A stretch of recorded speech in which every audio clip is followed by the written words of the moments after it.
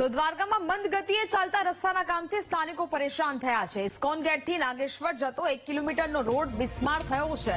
બિસ્માર રસ્તાના નવીનીકરણનું મંદ ગતિએ આ કામ ચાલી રહ્યું છે। સતત ધૂળની ડમરીઓ ઉડતા રસ્તા પરથી પસાર થવું પણ હવે અહીંયા મુશ્કેલ બન્યું છે। રસ્તાની સમસ્યાને લઈને સ્થાનિક લોકોએ તંત્રને રજૂઆત કરી છે।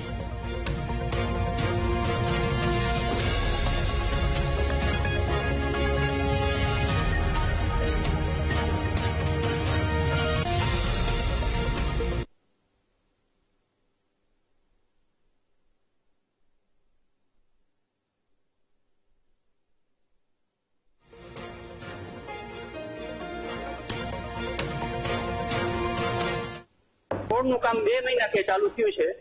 રોકડ ગતિએ હજી પૂર્ણ થયું નથી।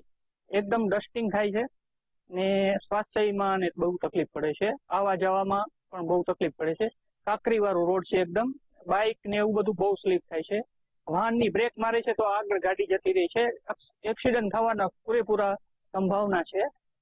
તો જેમ બને તેમ આ રોડનું કાર્ય પૂર્ણ કરવામાં આવે અને ચોમાસાનું પણ આવી રહ્યું છે તો આવવા જવામાં બહુ તકલીફ પડશે અને આ વરસાદની સિઝનને કારણે અહીંયા પાણી પણ બહુ ભરાય છે આ એરિયામાં। અત્યારે ઇસ્કોન ગેટેથી નાગેશ્વર જવાનો જે રસ્તો છે ત્યાં છેલ્લા 2 મહિનાથી રોડનું કામ ચાલુ છે।